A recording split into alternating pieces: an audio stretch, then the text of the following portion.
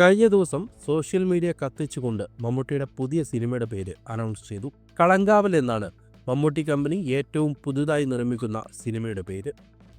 മമ്മൂട്ടി വില്ലനായി എത്തുന്നു എന്നതിനു പുറമെ ചിത്രത്തിൻ്റെ പേരിനും വളരെയേറെ പുതുമയുണ്ട്.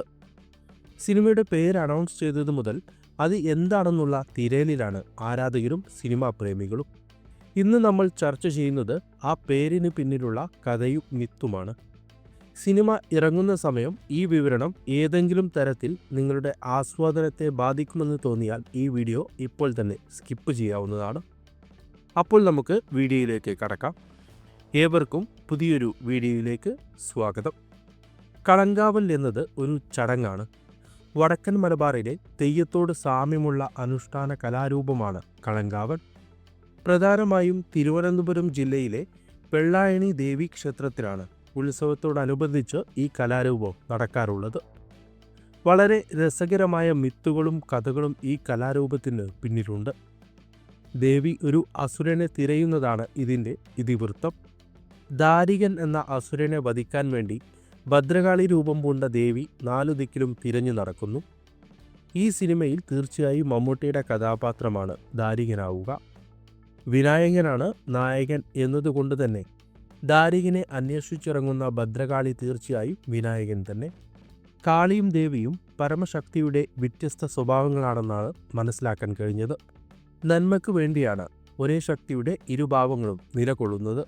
കാളി ക്രോധത്തെയും നിഗ്രഹത്തെയും പ്രതിനിധീകരിക്കുമ്പോൾ ദേവി കാരുണ്യത്തിൻ്റെയും സംരക്ഷണത്തിൻ്റെയും പ്രതീകമാണ്. കർമ്മങ്ങൾക്കും ധർമ്മങ്ങൾക്കും അനുസരിച്ച് ശക്തി ദേവിയും ഭദ്രകാളിയുമായി മാറുന്നു. കളങ്കാവൽ എന്ന അനുഷ്ഠാന കലാരൂപം നടക്കുന്ന വെള്ളായണി ക്ഷേത്രത്തിന് പിന്നിൽ രസകരമായൊരു ഐതിഹ്യമുണ്ട്. അതിങ്ങനെയാണ്. പണ്ട് ഒരു ഗ്രാമത്തിൽ ഒരു കള്ളുചെത്തുകാരൻ ജീവിച്ചിരുന്നു. അയാൾ പതിവായി തെങ്ങുകളിൽ നിന്ന് കള്ളു ചെത്താറുണ്ടായിരുന്നു. പൊടുന്നനെ ഒരു ദിവസം മുതൽ തെങ്ങിന് മുകളിലുള്ള അയാളുടെ ചെത്തുപാത്രത്തിൽ നിന്ന് കള്ള് മോഷണം പോകാൻ തുടങ്ങി. എത്ര അന്വേഷിച്ചിട്ടും കള്ളനെ കണ്ടെത്താൻ കഴിഞ്ഞില്ല. ഒരു രാത്രി കള്ളനെ പിടിക്കുമെന്നുറപ്പിച്ച് ചെത്തുകാരൻ അയാളുടെ തെങ്ങിൻ തോപ്പിൽ കാവലിരുന്നു. ആ രാത്രി ഒരു കാഴ്ച കണ്ട് അയാൾ ഞെട്ടി. തെങ്ങിൽ നിന്ന് മറ്റൊരു തെങ്ങിലേക്ക് ചാടി ഒരു തവള കള്ളെല്ലാം കുടിച്ചു തീർക്കുന്നു. ദേഷ്യം വന്ന ചെത്തുകാരൻ ഒരു കല്ലെടുത്ത് തവളയെ എറിഞ്ഞു. ഏറുകൊണ്ട തവള അടുത്തുള്ള കായലിലേക്ക് തെറിച്ചു വീഴുകയും മുങ്ങിപ്പോകുകയും ചെയ്തു. എന്നാൽ താൻ കണ്ട തവള ഒരു സാധാരണ തവളയല്ലെന്ന് ചെത്തുകാരന് ബോധ്യമായി. തവളയുടെ രഹസ്യമറിയാൻ അയാൾ ആ നാട്ടിലെ പ്രധാന മന്ത്രവാദിയായ കേണൻ കുലശേഖരൻ എന്നയാളെ കാണാൻ പോയി. മഹാമാന്ത്രികനായ കുലശേഖരൻ തവളയുടെ രഹസ്യം ചെത്തുകാരനോട് പറഞ്ഞു. അത് വെറും തവളയല്ല, സാക്ഷാൽ ഭദ്രകാളി തന്നെയാണ് ആ തവള.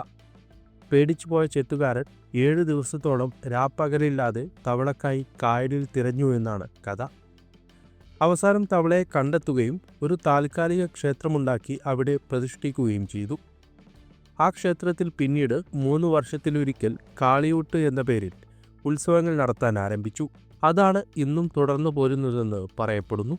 ഈ ഉത്സവത്തിലാണ് കാളി ദാരികനെ വധിക്കുന്ന കളങ്കാവൽ എന്ന ആചാരം നടക്കുന്നത്. അസുരനായ ദാരികനെ തേടി നടക്കുന്നതാണ് ആചാരത്തിൻ്റെ പ്രധാന ഭാഗം.